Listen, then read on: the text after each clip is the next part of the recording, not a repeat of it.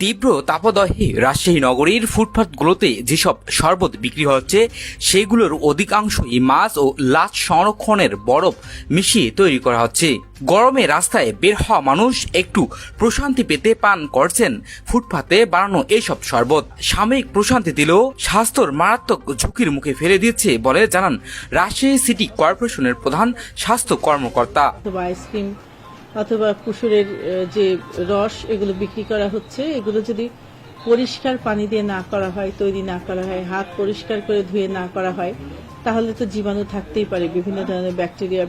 রাজশাহী শহর ঘুরে দেখা গিয়েছে তীব্র তাপ প্রবাহের মাধ্যমে রাজশাহী নগরের রাস্তার পাশে একটু দূরে দূরে গড়ে উঠেছে শরবতের দোকান। বিশেষ করে ব্যস্ততম এলাকায় সাহেব বাজার, লক্ষ্মীপুর, হরগ্রাম, গোরাঙ্গ, রেলগেট এলাকায় প্রতিদিন বসছে এইসব শরবতের দোকান। খোঁজ নিয়ে দেখা যায় ফুটপাতে এসব শরবতে ব্যবহার করা হচ্ছে অস্বাস্থ্যকর পরিবেশে ও মাছ ও লাশ সংরক্ষণে তৈরি বরফ। এছাড়াও আছে শরবতের নামে ক্ষতিকর রাসায়নিক মিশ্রণ। না যাওয়ার কারণে আমরা খাচ্ছি, জানলে তো কেউ খাবে না।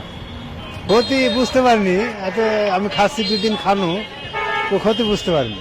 যেহেতু বরফটা দিয়ে শরবতটা তৈরি হচ্ছে, এতে আমাদের শরীরের ভিতরে যখন যাচ্ছে, এটাতে আমরা একটু শীতল বোধ করতেছি শরীরের মধ্যে। এ কারণে আপাতত আমরা খাচ্ছি, এর বিষয়ে কোনো আমার জানা নাই।